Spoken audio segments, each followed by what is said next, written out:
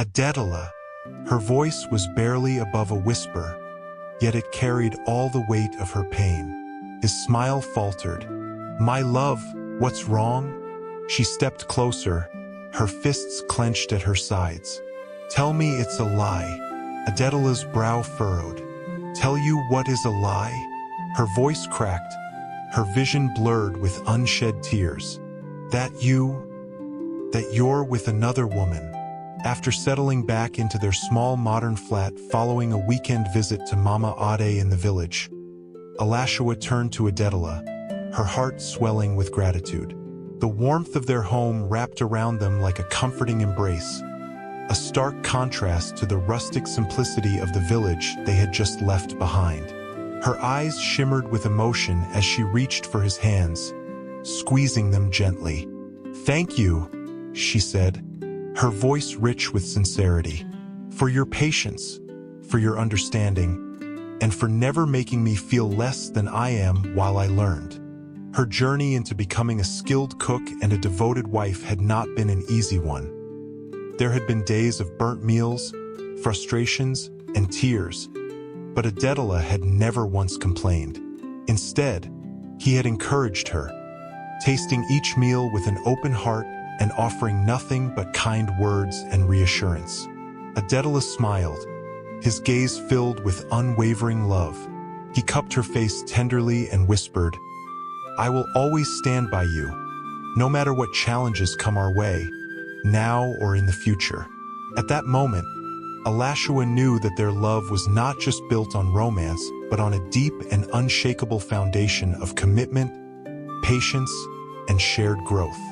As they journeyed together through the bliss of their married life, their love became like a well-tended garden, flourishing, vibrant, and deeply rooted.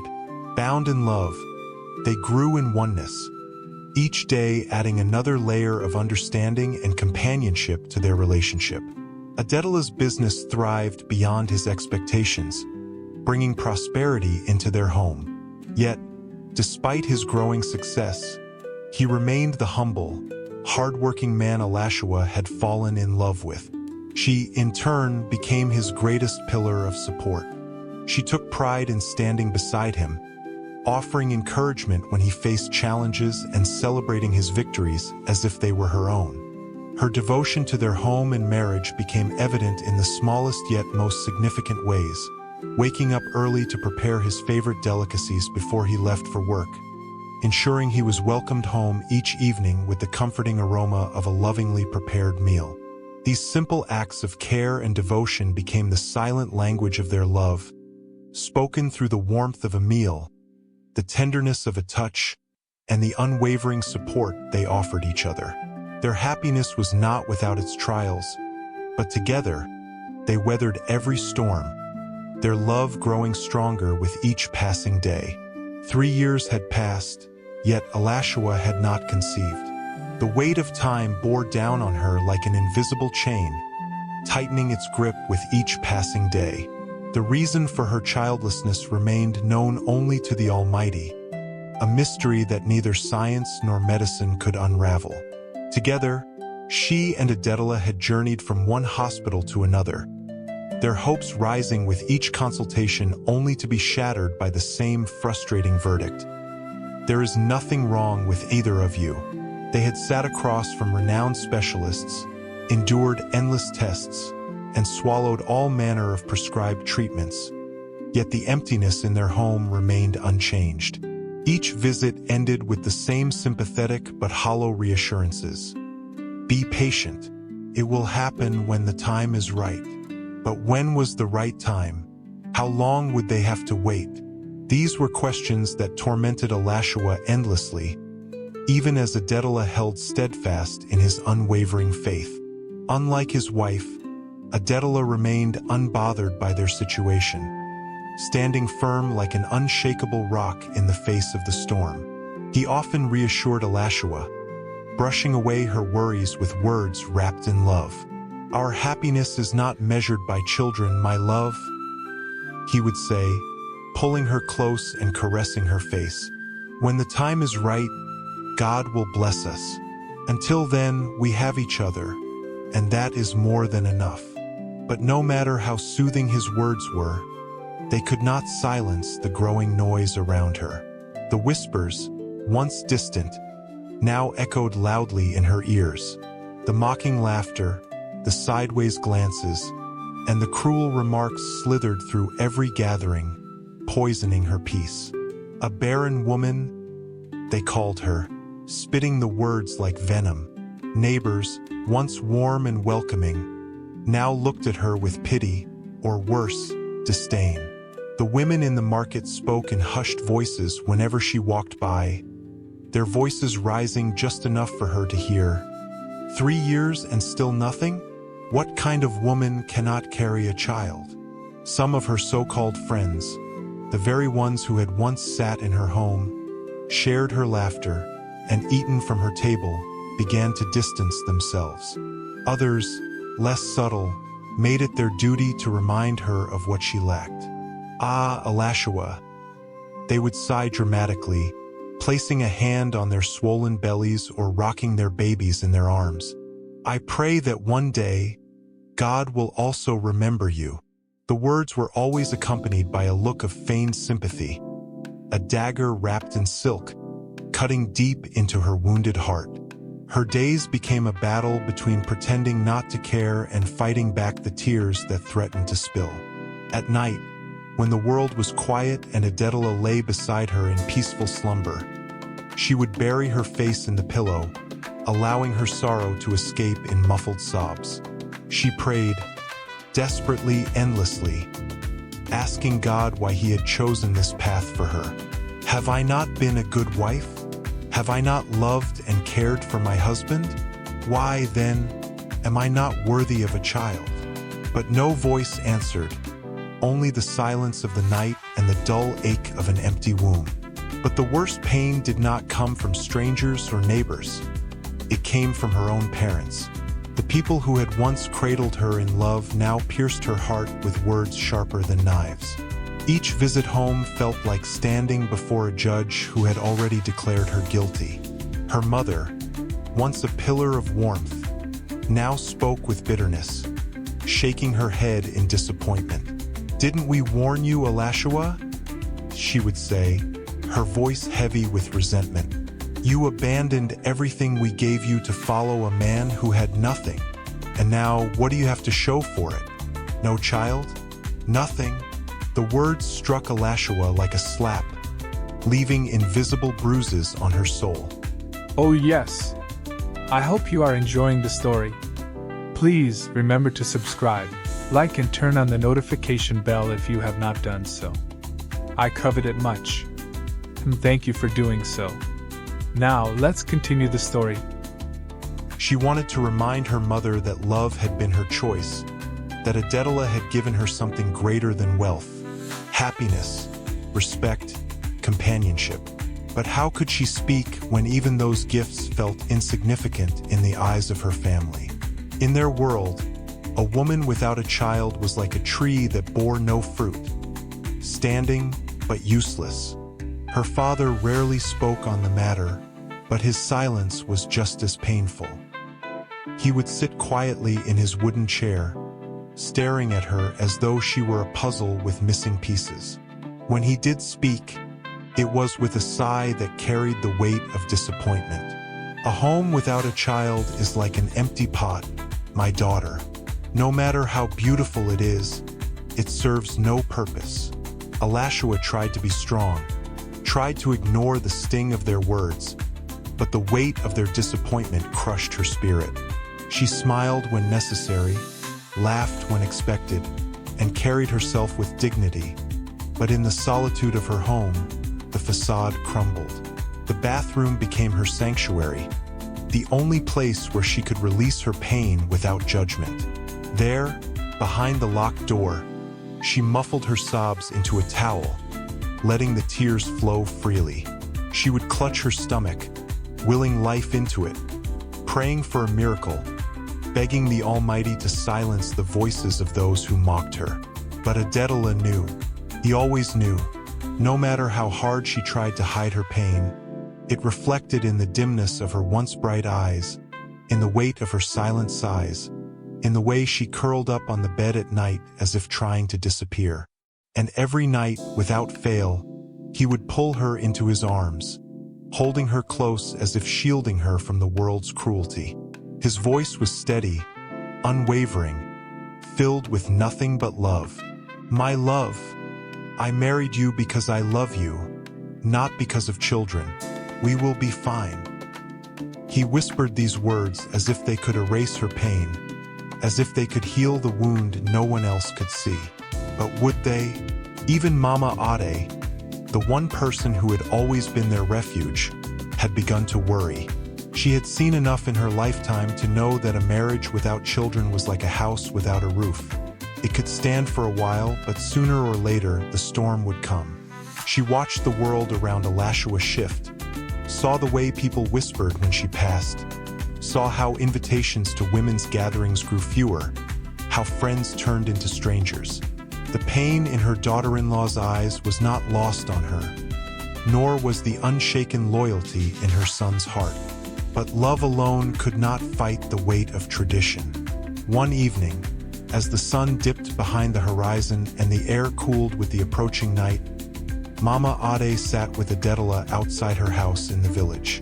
The wooden bench creaked beneath their weight as they sat in silence for a long while, each lost in thought. Finally, she sighed deeply, her fingers tracing the patterns of the wrapper tied around her waist. She had held her tongue for years, but now, she could no longer ignore what the world would not let them forget. My son, she began carefully, her voice laced with hesitation. I know you love your wife. I know she is a good woman, but maybe you should try another girl, just to know where the problem lies. The words fell between them like a heavy stone, creating ripples that could not be undone. Adetola's heart clenched as if an invisible hand had gripped it with merciless force. He couldn't believe what he had just heard. The weight of Mama Ade's words pressed against his chest, suffocating him. He stared at her, searching her face, hoping, praying that he had misheard, that she would take back what she had said, that this was some cruel joke. But her expression was solemn, lined with concern, her eyes avoiding his as if she, too, struggled with the truth of her own words. Mama! His voice was barely above a whisper, but the pain in it was undeniable. You of all people, you who stood by us, you want me to betray my wife? His lips trembled with disbelief, his fists clenched at his sides. The woman who had raised him with values, who had taught him the meaning of love, was now the one asking him to tear apart the one thing he held most dear. Mama Ade sighed, her fingers twisting the edges of her wrapper. She had anticipated resistance, but she had also hoped her son would see reason. It's not betrayal, my son, she said carefully, her voice slow, as though trying to place each word in his heart like a seed that would grow in time. It's wisdom. A child brings joy to a home.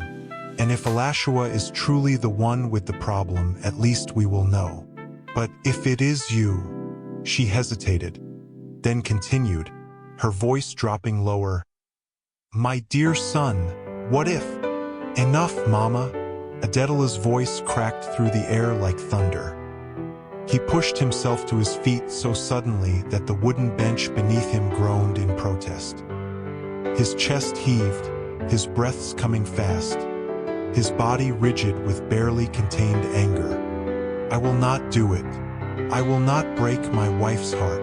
The words were final, sharp, cutting through the quiet night like a blade. Mama Ade looked up at him, startled, her mouth opening as if to speak, but no words came. He had made his choice. Without another word, Adetola turned on his heels and walked away, his steps heavy, his heart even heavier. Behind him, his mother sat in stunned silence, watching as her son disappeared into the darkness. But the problem remained. The emptiness of their home did not change. The whispers did not stop. And as the days turned into weeks and the weeks into months, An invisible storm began to gather, its winds creeping into the corners of their once happy home. The love between Adetola and Elashua was strong, but love alone was sometimes not enough to silence the world. The pressure seeped into Elashua's soul, wrapping around her like a noose. She became quieter, more withdrawn, her laughter now a rare sound in their home. The sparkle in her eyes dimmed, replaced by a shadow of doubt and helplessness. She watched her husband closely, searching for signs of resentment, of regret, of a change in his heart. Would he begin to listen to them? Would he one day look at her and see not his beloved wife, but the woman who had failed to give him a child? Adetola, too, felt the weight of expectation pressing down on him. At the shop, his friends made careless jokes, disguised as banter but laced with sharp edges. "Ah, Adetola, you better act fast before another man gives you the child you're waiting for." Laughter followed, but he did not join in. He forced a smile, but inside, something burned. At night, he held Elashua closer than ever, pressing kisses into her hair, whispering reassurances that he hoped were still true. "You are enough for me, my love. Don't let them get to you." But the storm was already gathering, and soon neither of them would be able to stop it. The days dragged on like an endless nightmare for Elashua. Time moved, but for her, it felt frozen, trapped in an unrelenting cycle of despair and silent suffering. Every step she took outside their small flat felt like stepping onto a battlefield, where unseen arrows of judgment rained down on her from all directions. She could feel their eyes, their stares piercing through her skin, stripping her of whatever dignity she had left. Even when no one spoke, the weight of their silence pressed on her like a boulder, suffocating her, making it harder to breathe. The whispers in the workplace were the worst. They followed her like shadows, creeping into her ears, sinking into her soul, planting seeds of doubt and self-loathing. 3 years, and still no child? The voice was laced with mockery, yet just soft enough to pretend it was not meant for her ears. "Ah, didn't we warn her?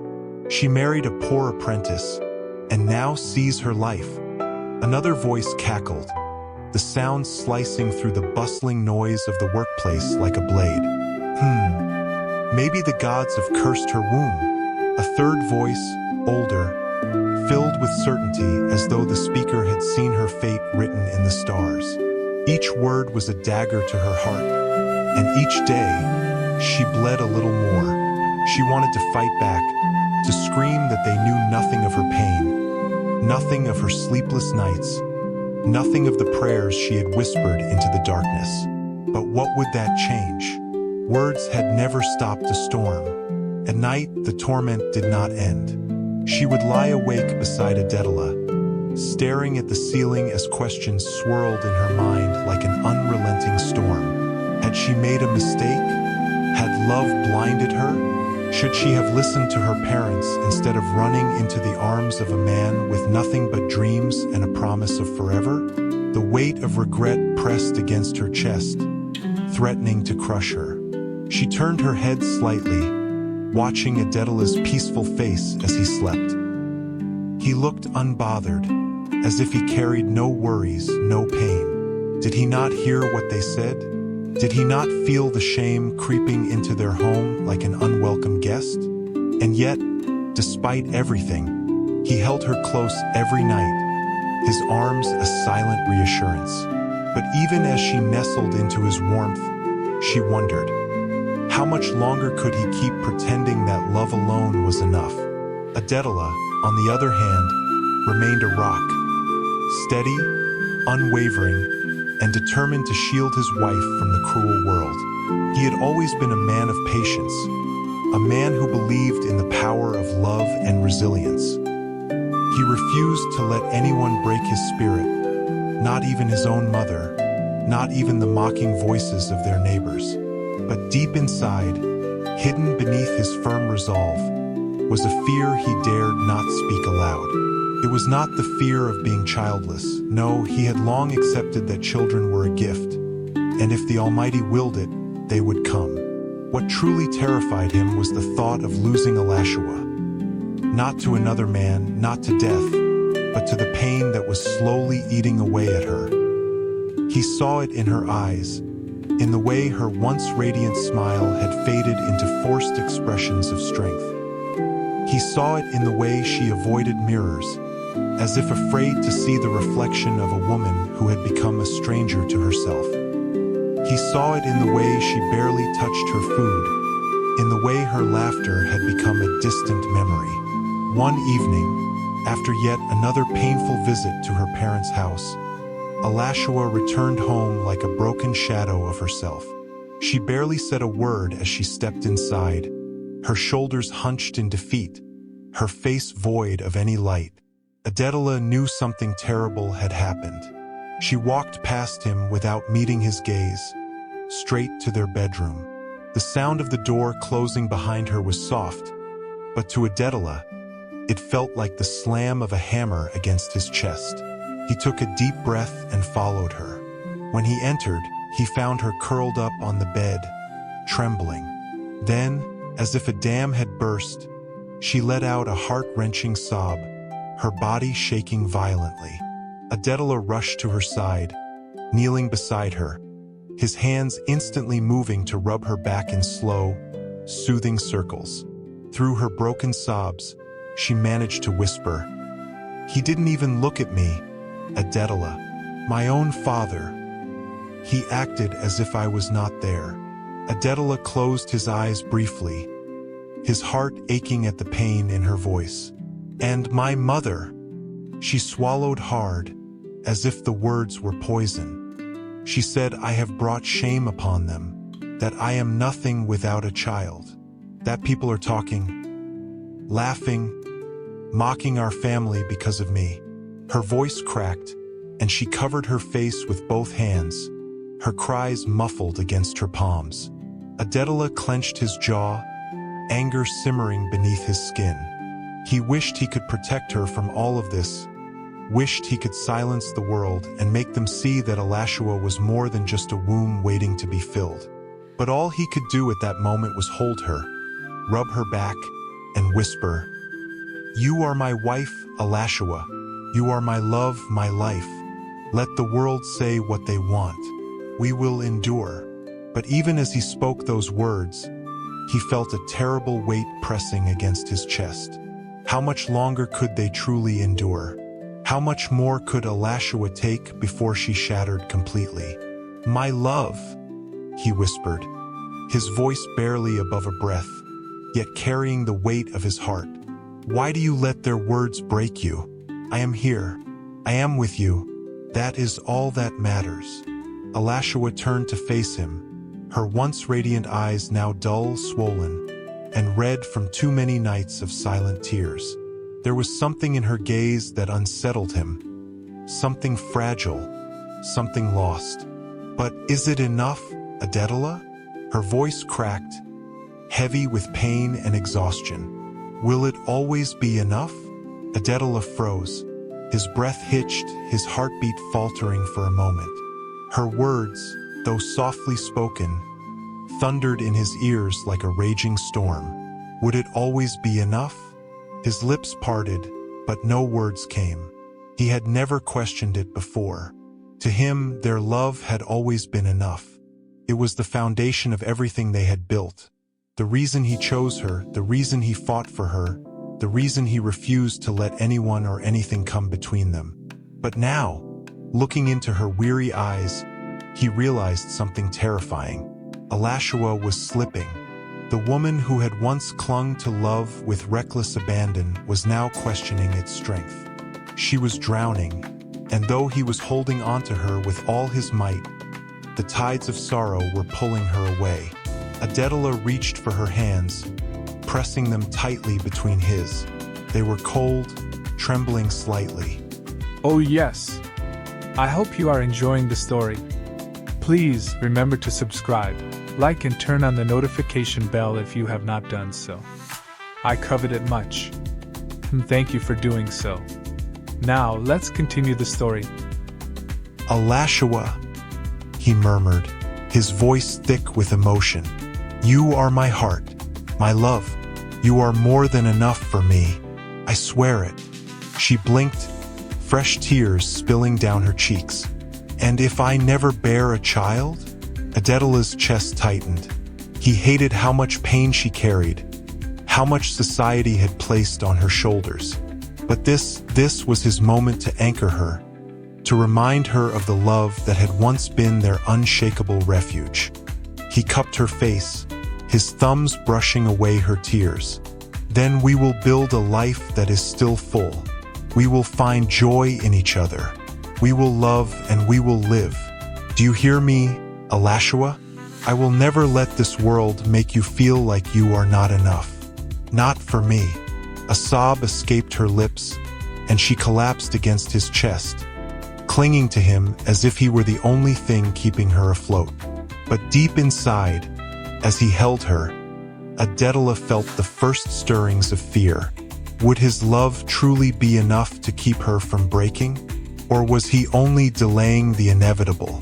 Days turned into weeks, and the warmth that once filled their small home began to wither like a flower deprived of water. Alashua drifted further into herself, moving through the house like a shadow of the woman she once was. She spoke less, smiled less, and her laughter, once so rich and full of life, had become nothing more than a distant memory. She spent her days in fervent prayer, her lips moving silently as she pleaded with the heavens. She fasted, hoping that her sacrifice would move the hand of fate. But with each passing day, her body grew weaker, her face paler, and yet the heavens remained silent. Adetola watched helplessly, his heart breaking. He tried to reach her, to remind her that she was not alone in this battle. But the wall she had built around herself was growing higher, impenetrable. Then, one fateful night, the storm came. The first sign was a hesitant knock at their door. It was late, the kind of hour when visitors only brought troubling news. Adetola and Alashua exchanged glances before he rose to answer. As he unlatched the door, a familiar figure stepped in, Mama Ade. But something was different. Her face, usually kind and reassuring, was tight with worry. Her eyes, dark and unreadable, flickered between Adetola and Alashua as though unsure of how to proceed. "Omo me," she finally said, her voice gentle but heavy with something unspoken. She reached for Alashua's hand, squeezing it slightly. Alashua stiffened. "Mama, is everything all right?" Mama Ade sighed deeply, her fingers tightening around Alashua's. "My daughter, I heard something today. I didn't want to tell you, but my heart won't let me keep it." Adetola frowned, his chest tightening. "Mama, what is it?" Mama Ade looked away, hesitating. The silence stretched between them, thick and suffocating. Then finally she spoke. "There is talk in the village, a whisper that is growing louder. They say Adetola is planning to take another wife." The room fell deathly silent. Alashua's breath caught in her throat, her heart slamming violently against her ribs. She turned to Adetola, searching his face for denial, for anger, for anything. But he stood frozen, shock and pain flickering in his eyes. "Mama!" His voice was hoarse, his hands clenched into fists. "Who is spreading such lies?" Mama Ade exhaled. "I don't know, my son, but you know how these things start. A whisper today, a certainty tomorrow. I had to warn you before it gets out of hand." Alashua took a step back, her vision blurring. She felt the walls closing in, the air growing too thin. Was this what her parents had warned her about? Had she truly been blind to the truth? The storm had arrived, and nothing would ever be the same again. Alashua's hands trembled so violently that she had to grip the edge of the wooden stool beside her. The room felt suddenly too small, too suffocating. Adetola? With another woman? The words rang in her ears like a cruel echo, refusing to leave her mind. Her voice quivered as she spoke. Mama, what are you saying? Mama Ade sighed deeply, her gaze filled with sorrow. It's about Adetola, my daughter. Alashua's heart pounded so hard it felt like it would burst from her chest. Adetola? She repeated, her breath coming in shallow gasps. What about him? Mama Ade hesitated. She shifted her weight, clasping her hands together as though bracing herself for the storm that was about to break. Finally, she exhaled and spoke. They say he is seeing another woman, that he is doing what I advised him to do, to test himself with another girl. The room tilted. Alashua staggered backward, clutching at her chest, struggling to breathe. No, this was not possible. No, that's not possible. Adetola would never. Her voice broke mid-sentence, her entire body shaking. Mama Ade reached out to touch her shoulder, but Alashua flinched. I did not believe it either, Mama Ade admitted, her voice heavy with guilt. But I had to warn you. My daughter, be strong. Be strong? How was she supposed to be strong when her entire world was crashing around her? That night, Alashua sat by the door, waiting. Each passing second stretched into eternity. The air felt thick with betrayal, her heart pounding in erratic beats as she replayed Mama Ade's words over and over again. Had she been blind all this time? Had Adetola truly abandoned their love? Thanks for watching today's story. I believe you enjoyed every bit of it all. Now I want you to do me one favor. Subscribe to this channel, like and turn on the notification bell if you have not done so that whenever I release my next video you will be notified immediately. See you soon.